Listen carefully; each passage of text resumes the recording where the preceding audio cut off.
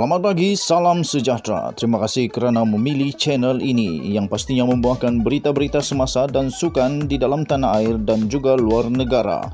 Sebentar lagi kita akan mulakan berita terkini daripada channel ini. Sila pertimbangkan untuk tekan butang subscribe, like dan share.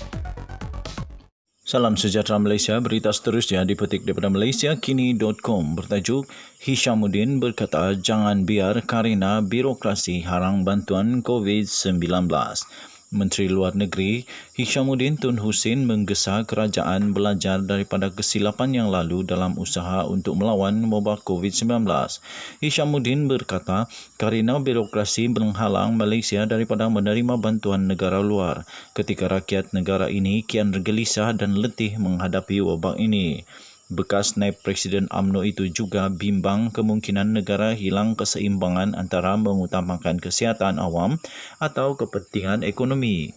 Katanya, selepas hari ini, selepas lebih 450 hari, kita mesti melihat kembali apa yang telah kita lakukan dan memikirkan kewajarannya. Perkara yang tidak kita ketahui tahun lalu bukan lagi misteri sepenuhnya. Fokus kita sebelum ini adalah mencapai keseimbangan antara nyawa dan keperluan hidup yang mana inilah keutamaan usaha kita. Namun semakin hari kita semakin hilang keseimbangan antara mengutamakan kesihatan awam dan kepentingan ekonomi. Tambahnya lagi, dari sudut pemerhatian saya sebagai Menteri Luar Negeri selepas banyak berkomunikasi dengan rakan sejawat, terutama berkongsi pengalaman dan amalan terbaik negara masing-masing, saya secara ikhlas ingin membuat 3 cadangan mudah mengenai perkara yang harus kita fokuskan demi membawa kita keluar dari paradoks pandemik ini, katanya dalam tulisan di blognya pada hari ini.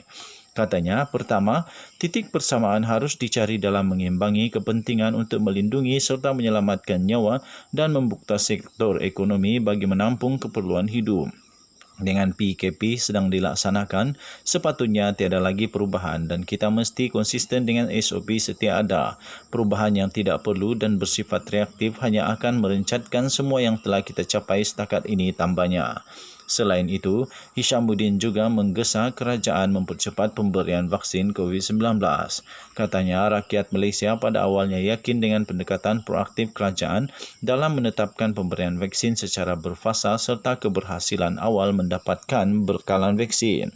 Tetapi kita mesti faham mengapa hari ini rakyat Malaysia menggesa pemberian vaksin dipercepatkan, iaitu kerana bilangan kes harian yang meningkat telah menimbulkan ketakutan, kekecewaan dan keresahan, katanya lagi.